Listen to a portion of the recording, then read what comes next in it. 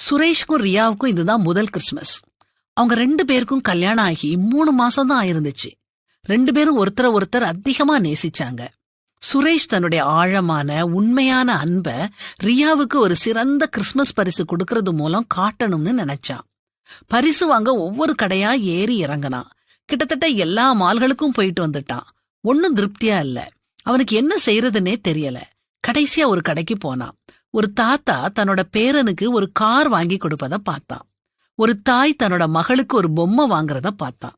அந்த தாத்தாவின் முகத்திலையும் அந்த தாயின் முகத்திலையும் தெரிஞ்ச அன்பை பார்த்தான். சுரேஷ் ஒரு முடிவுக்கு வந்துட்டான்.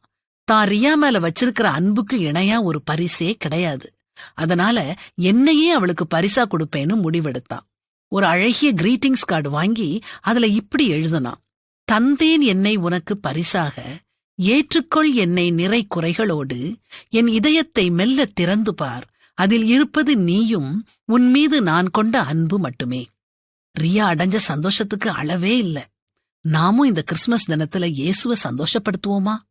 நம்ம அவர்கிட்ட ஒப்பு கொடுப்போமா? நம்ம கிட்ட குறைகள் இருக்கலாம், பாவங்கள் இருக்கலாம், பரவாயில்ல.